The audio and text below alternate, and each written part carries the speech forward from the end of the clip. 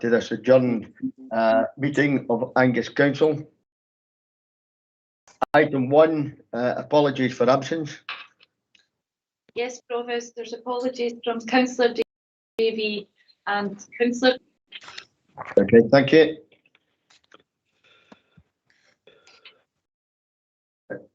We all made declarations on the meeting on these declarations, and so therefore we can take it that the declarations will stand, and we'll move on to item 3, which is a request for the deputations.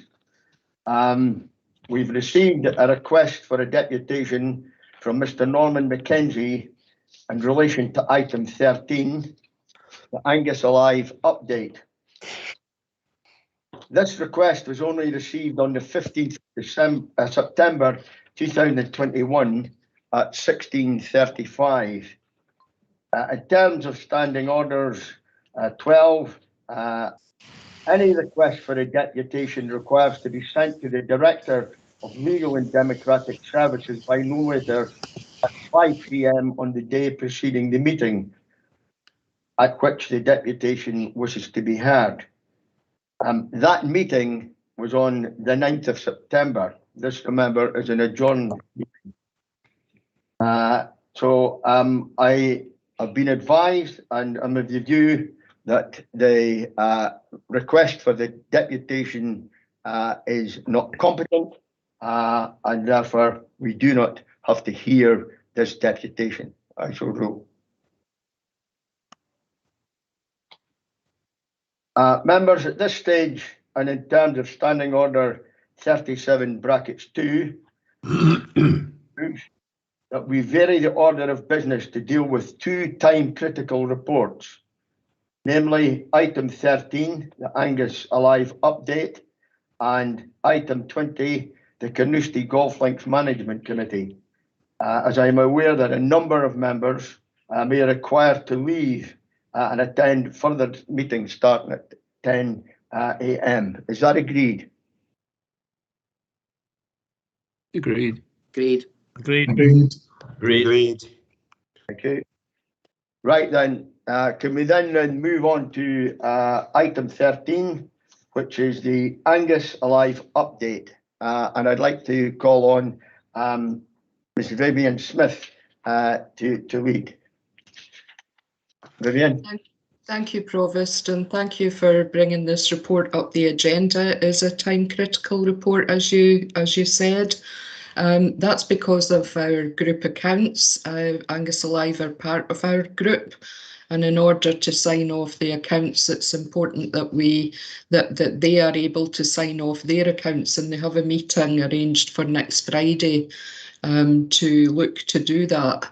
This report is seeking further assurance and ongoing assistance from Angus Council, and that lets them be able to say there's still a going concern, and therefore their auditors will likely sign off their accounts. So that's the reason why we're bringing this before you today.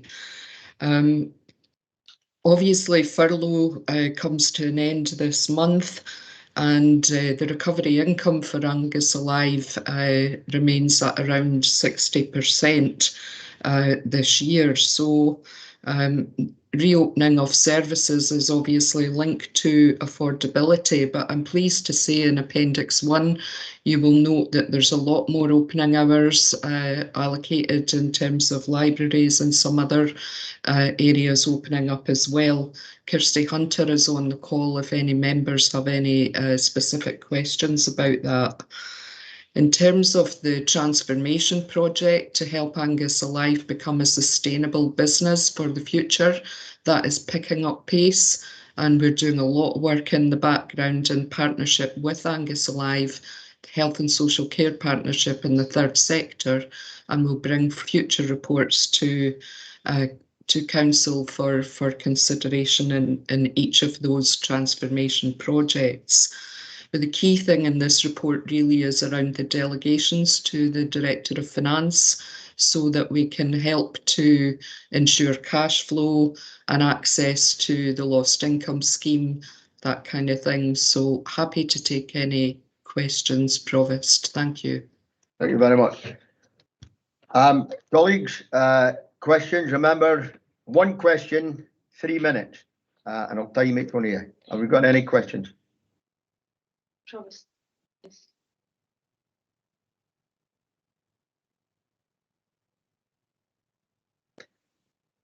Councillor McMillan Douglas. Thank you, Provost.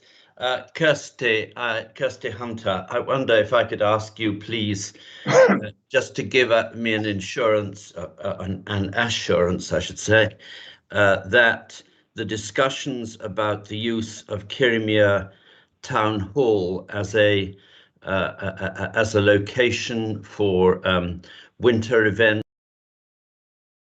for plays, operas, etc., that these discussions are going on positively, because they're extremely important in Kirriemuir, and as you know, holding very good amateur events in the town hall. Yeah, thank you, Councillor McMillan Douglas. We have been having direct conversations, particularly with the Kirriemuir Pantomime Group, to work together with them to ensure that set of performances can go ahead. We've also been liaising closely with colleagues in Angus Council, both in the assets team within property and also within health and safety, to ensure that the appropriate ventilation arrangements are in place, because whilst social distancing has been removed in those types of locations, there is still a requirement to ensure that we're making available fresh air for the number of people that are going to be in the venue. So we're working very closely with colleagues in the council and also with the community group to make sure that that can go ahead. Thank you very much, Provost. Thank you, Kirsty. Councillor Speed.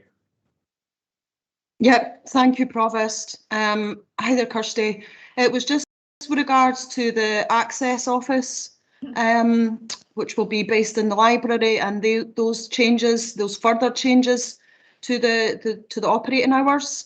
I just have some huge concerns around that, given the recovery phase that we're in, given the crises that some people are in, and I certainly know that many of my constituents want to get down there kind of first thing in the morning, and I noticed that the times have changed from 9:30 to 10 and now 11 o'clock, and I just have real concerns that long time for people to wait who've maybe been in crisis all night, are worried.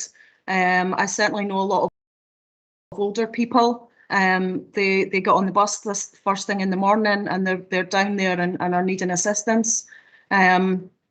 So yeah, I have concerns about that, and it can be a long weekend for someone to wait. I know that I'm talking in particular about Arbroath, but I know some of the other localities, they could potentially have a long wait into the next week, not necessarily the Monday morning, but further into the week. So yeah, I just have real concerns for constituents that are needing that face-to-face support. Kirsty. Yeah, thanks, Provost. And in consideration of the proposed hours that have been brought forward today for open hours at our 7 library locations across Angus, we've engaged with colleagues in the access service within the council, and also been looking at the visitor data in terms of customers who have been using the service since reopening, both in the period last year when there was the short reopening before the second lockdown, and also since services started to reopen following the second lockdown at the end of April. We are trying to make sure that we are considerate of all different types of customer usage. So we particularly wanted to make sure that there are opportunities for our young people in communities to be able to access their local library after the school day has ended. We also wanted to ensure that there are opportunities for those who have a more traditional work schedule in terms of a 9 to 5, that there are opportunities for them to visit after hours at least one day a week, and also at the weekend. So whilst I can appreciate that there are improvements that could be made to these opening hours. We've tried to make sure that they are cognizant of the needs of different sectors within the community. We are, of course, continuing to monitor that, and we will be doing that in conjunction with colleagues from the council. And maybe the last thing that I would just add is that we are still encouraging, along with Angus Council, people who can to use the online and the telephone services to reach access services if required, and for the face-to-face in-person services to only be used by those that can't access help in other ways. And that will mean that we can minimise face-to-face contact at a time when the virus is still very prevalent within the community, and also ensure that those who really need it are getting the support of our colleagues the most. Can I come back again, Provost? Are you happy with that, Councillor Speed? Can I just come back again, if that's okay with a final? Well, very quickly, yeah. Yeah. So yeah, I was looking at the timetable and having concerns for young people too, who may be coming out of school later on in the day, and it would be a bit of a rush to get down there and do the research or get the books or use the IT facilities that they might need with a 4:30 finishing time. So yeah, I just wanted to make that point, and I guess just add that my concerns would be that with these changes in times and the further monitoring that will be done, if these times don't reflect the needs of the service users, and we do look to meet people at a time where they need it most, then when you come back with further stats and information, they may show a drop because people aren't actually managing to access the service at those crucial times that they need it. So that would be my further concerns with future monitoring and information that's brought back. Okay, It might not accurately reflect. Thank you, Councillor Speed. Okay, thank you. Do you want to add anything to that, Kirsty? Yeah, I think I would maybe just, yeah, if that's okay. The opening hours that we're presenting today are a significant increase in most of the locations where we have libraries across Angus. Many are increasing from 6 hours to 18 hours, some from 9 hours to 18 hours, and others from 13 to 18 hours, with one site moving from 20 to 23.5 hours. So this is a significant increase on the provision that has been available to date. We are, as Vivian said in her introduction, having to work within the affordability parameters for the organisation over the course of this financial year. But we will be looking at the opportunity for funding from Scottish Government that has been really strong to assist libraries within local authority areas to be open for longer. So that is something that the team are actively working on. And we will, if possible, look to bring back additional information and proposals as and when we've monitored the situation over the next few weeks when we bring back the next report. Thanks. Okay, Kirsty, thank you very much. I think that's been answered very fully. Next one, question, Councillor Brave. Yes, thank you very much. Actually, everything that Councillor Speed asked, I could ask as well about Brecon. Access Office and Library, we've had a full answer from Kirsty, so I don't think I need to proceed in that or need an answer. I would just say that there is a lot of concern about the fact that the museum still isn't open. Thanks, Provost. Thank you very much. Thank you very much, Councillor Bray. Do you want to share on the museums at all, Kirsty? I could maybe just give a little bit of national context, which might help members to understand the overall position in the museums and galleries sector. So we have received a sector survey from Museums Galleries Scotland that is advising that actually in Scotland 40% of all museums have not opened at all this year, and of those that have, 61% have reduced opening hours. And also the visitor numbers to those museums are on the whole down by at least 60% below pre-COVID levels. And that really is significant for our sector. In our museums that we do have open, which are our museums that have our highest footfall traditionally, that is being reflected in our visitor numbers. So across the Methven Museum and Art Gallery, Montrose Museum and Signal Tower Museum, we do have a significant decrease in the number of visitors that are coming into those spaces.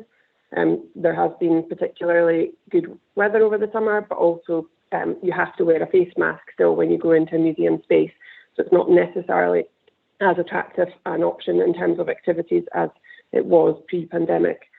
We obviously are hoping that that situation will improve in time, but going into this winter period, when visitor numbers are traditionally lower during that period, then we would be looking to make sure that we consolidate around the museums where we have national exhibitions, so the RSA Ages of Wonder, and also our museum which has the highest footfall, which is the Arbroath Signal Tower Museum. So we are looking to the future and looking at what can be done from April 2022 onwards for the next summer season.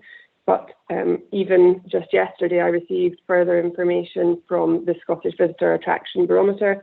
And again, it confirmed that Scottish attractions across the board are on average 51.3% down in terms of visitor numbers when you compare July 21 with 2019. And our figures, apart from the Signal Tower that's actually bucking that trend a little bit, our figures are broadly in line with that. Okay, thank you very much for that, Kirsty. The next question, Councillor Dunno. Thanks, Provost. Kirsty, we've had the best summer in about 100 years, and at the Arbroath beachfront, we haven't had any of our activities open, our motorcycles and little bikes and things like that. The Parks Department had said to myself that they had requested some staff, and I now know that you're short of staff, but there doesn't seem to be an operator to take on these activities. We've got a new crazy golf coming, which we're spending a vast amount of money on, and we don't have an operator. Can you see if we can have an operator before next summer? Because if we have another summer like that, you're losing a lot of money not having these activities open. Thank you. So, Provost, I would maybe just clarify that that is not one of the venues that is within our licence to operate currently. So it's not an Angus Alive operated venue at this time. There are conversations going on between this strategic commissioning team and Angus Alive about whether it is a venue that may be considered in the future as something that would be included within that licence to operate as part of the transformation project. But just to clarify again, it is not one of our venues that we operate at this time. Okay, thank you very much. Yeah, can I just come back and say, well, if whoever is going to be operating it, can we see if we can get it open for next year? And also, we've got the October holidays. Thank you. Thanks very much for that, Councillor Dunno, and I'm sure that'll. Thank you. Councillor Sturrock. Thank you, Provost. Yes, my first question was actually answered earlier on in a question raised by Councillor Speed in relation to access, etc. But my other question relates to the table on page. My other question relates to the table on page 310, the museum galleries opening hours. I noticed that Montrose Museum is reducing the hours from 25 to 15 hours per week from the 18th of October. Can you explain why this is being done, please? Councillor Sturrock, you were kind of cut off at the end of your first question. Could you maybe just say that again? Yeah, well, yeah. Okay, thank you, Provost. Yeah, the first question was related to libraries, but that was answered by a question raised by Councillor Speed. So thanks for that. But as I say, my second point is question relates to Montrose Museum, the reduced hours from 25 to 15 as from the 18th of October. Thank you. Kirsty? Thank you, Provost, and thank you for the question, Councillor Sturrock.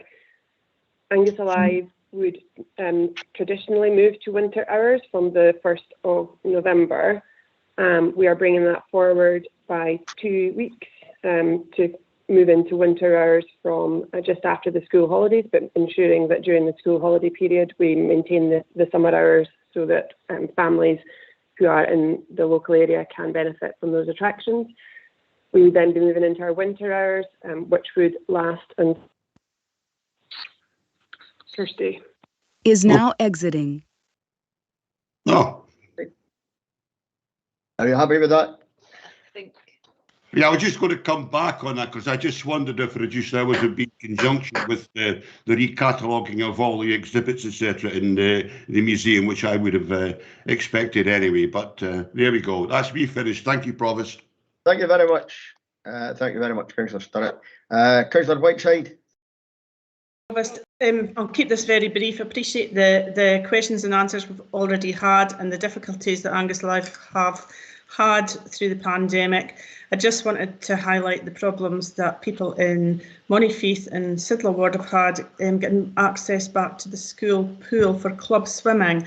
As you know, there's very little in the way of facilities in my ward, leisure facilities for the residents, and I just hope that we can get this sorted as soon as practically possible. Thanks very much. Councillor Whiteside, I'm just been made aware that Kirsty's lost connection. 2 minutes, she's back. Is she back? Is that you back now, Kirsty?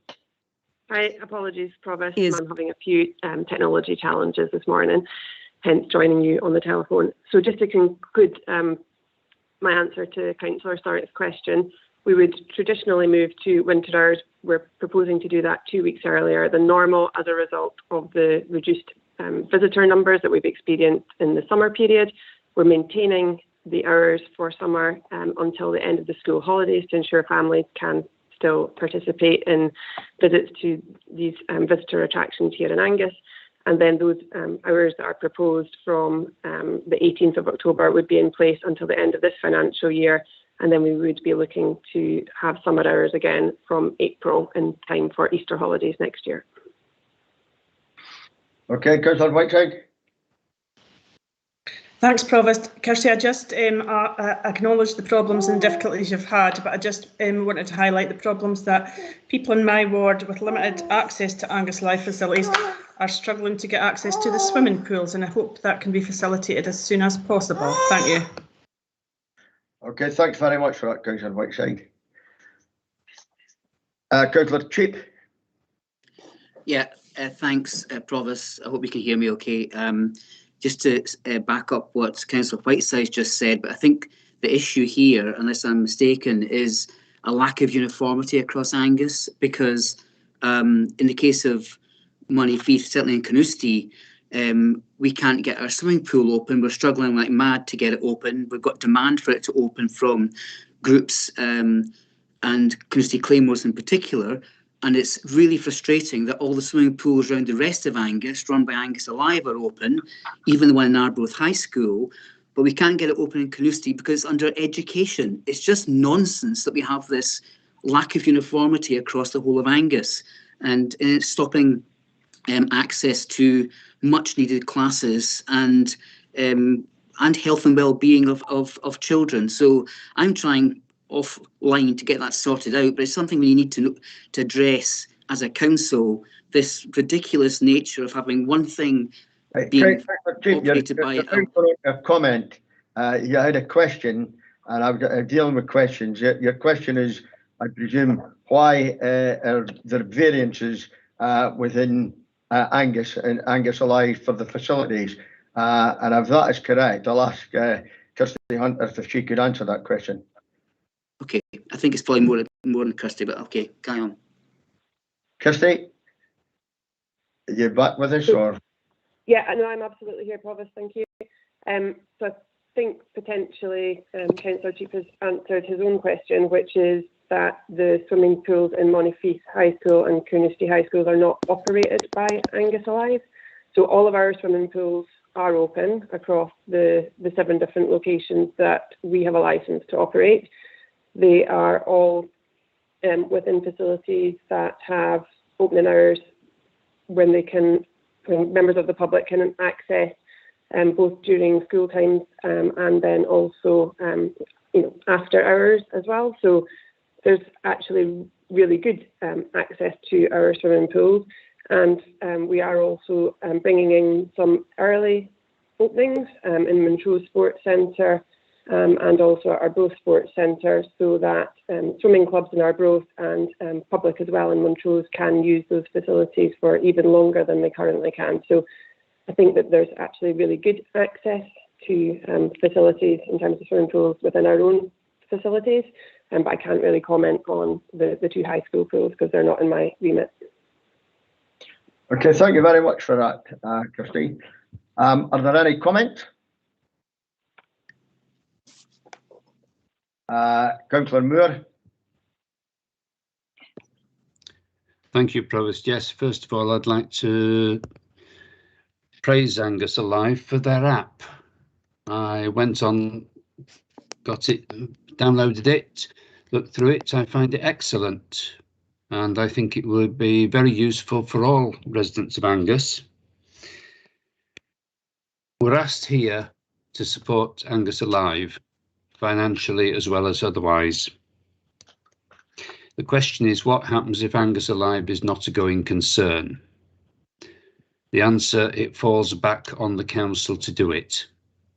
So I think we have to take a long-term view, 10 years, 20 years, whatever it takes to keep this operational. Otherwise, it's just going to come back in-house and we lose out because we cannot gain the support that Angus Alive can get externally. Thank you. Thank you very much for your comment. Councillor Bray. Yes, I'll keep this very brief. As I think others have touched on, we know that a quarter of families in Angus don't have access to a car. We know that certain boroughs have extremely poor public transport links, and we do need to take cognizance of that. We don't want to exclude a whole lot of people from perhaps lower income backgrounds and families from participating in culture and leisure activities, and that has to be high up on our agenda at all times. Thanks. Thank you very much, Councillor Bray. The next one is Councillor Cheap. Yep, thanks again. Let's come back, Provost. I know I made my comment rather than a question. Apologies for that, but hopefully I've made it clear the issue here of lack of uniformity across the council. And I think I'd ask Mr. Armstrong perhaps to get in contact with me so we can try and get this rectified. It just seems crazy that yet again, if this compare this circumstance very quickly, the swimming pool in Arbroath High School can open because it's under Angus Alive, but the swimming pool in Carnoustie High School and Monteith High School can't open because it's under Education Lets and under our Education Department. Something has to be done about this and some sort of common sense for once in the council. So I'd like this addressed, please. Thank you. Okay, thank you very much. Councillor Durno. Thanks. David Cheap's basically just said what I was going to say as well. There seems to be a lot of disparity between the different pools and activities. The general public don't understand what's Angus Alive and what's not when they're phoning up asking why can't they go on the mini motorbikes, why can't they go swimming. We need to either let the public know what Angus Alive actually runs, or even let us know, because even the Parks Department, to myself, thought that Angus Alive ran the mini motorbikes. So I think there's a lot of loose ends needing tidied up here so that we can get the information out correctly. Okay, thank you very much. Thank you very much, Councillor Durno. I've got Kelly McIntosh. Kelly. Thank you, Councillor Proctor. Sorry, I just put my hand up to try and come in and address the point made by Councillor Cheap. The situation is quite simply that education is issued government by the guidance by the government that we can't ignore. That guidance includes guidance about visitors to schools. The pools at Monteith and Carnoustie are held within our schools, and it also has a really important guidance on health and safety and the use of PPE, and that health and safety includes cleaning regimes. And one of the reasons that we are not allowing lets is to do with the cleaning regimes.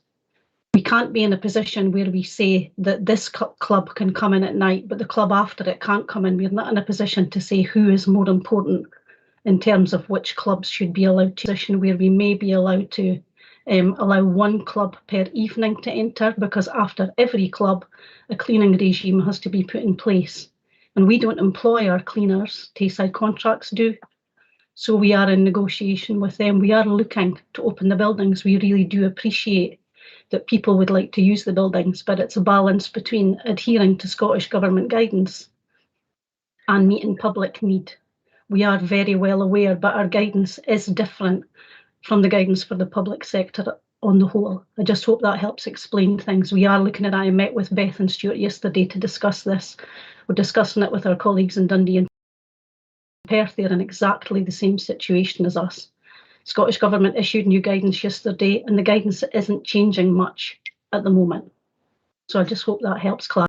Thanks very much, Kelly. Councillor Cheap, you've already spoken once and you've had a question before, so I'm very conscious of the time and there's other people with hands up. So on that, I'm going to move on to Councillor Hans.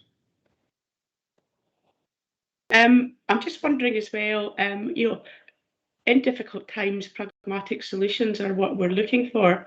So why, in the case of Carnoustie, Moneyfief and Sidlaw, why aren't we looking at Dundee in terms of their leisure services then? So surely to goodness you could have Angus type provision agreed within Dundee, and that's something I asked about 9 years ago, and it's never ever been progressed. The other thing as well is, as we're building the new Moneyfief High School, will consideration then be to future-proof this, because we know pandemics are going to be a future life, and we've been warned that before. Fortunately, it's taken this long for a pandemic to catch up with us, but it won't be the last one, sadly. So are we going to look at future-proofing access to stuff like swimming then, and consider Angus Alive taking over the running of the pool in the new high school? And I just can't understand, why the hell have we got 7 swimming pools in Angus when we've got a ward that doesn't have one at all? So surely there's a mismatch there. And yet again, the whole of Angus pay for the Angus Alive, but yet Moneyfief and Sidlaw lose out on the provision. Okay, thanks very much for that comment, Councillor Hans. And I'm sure that both the council and Angus Alive will look into your suggestions. Thank you. Councillor Nicholl. Thank you, Provost. In Brechin and Edsall, our access office are only open half the original hours. There is funding for COVID recovery, so where's our recovery? We pay our share. It's not really fair, the amount of cuts we're experiencing. Okay, thank you very much, Councillor Nicholl, for your comment. Councillor Boyd. Yes, thank you. Just wanting to come back to the comments from the Director of Education. I take on board what you're saying, but again, we're still not getting the right answers about the uniformity. I understand the hard position you're under, Kelly, but the man in the street does not understand why the Scottish Government are doing something different in education than what they are with Angus Alive, especially when we have the double whammy where Arbroath, which is an educational department, it's too confusing a situation for us to try and implement. I have to say, I feel sorry for you, Kelly. It's not simple, and it's a hard decision for you to actually do it. But it's harder for us as elected members to be able to go back and explain why Arbroath's pool is open, which is in a school, and yet there's nothing in South Angus whatsoever. And therefore, I think Councillor Cheap, as most people know, I'm not going to be available next week. But Councillor Cheap, I think you need to take up the mantle with Mark Armstrong and Kelly, and let's try and get this sorted out. Hide behind government legislation in every occasion. We have to, as I've said many a time before, we have to manage the risk. And it is impossible for us to explain why Arbroath is open, yet Carnoustie and Moneyfief are not. Thank you very much. Thank you, Councillor Boyd. And I think all the points have been taken cognizance of, and I'm sure they'll be worked on. I think I've got two old hands up there. I've got Councillor Nicholl hand still up and Councillor Boyd hand still up. But there'd be no further comments. Do we agree, colleagues, the recommendations set out in paragraph 1.1, subparagraphs 1 to 12? Are the recommendations agreed? Agreed. Agreed. We now move on to item 18, because as item 20 is on green paper. I would ask colleagues to be mindful of exclusion of public and press. Are we agreed to exclude the public and press? Agreed. Agreed. Is now exiting. John, could you please stop the live stream now?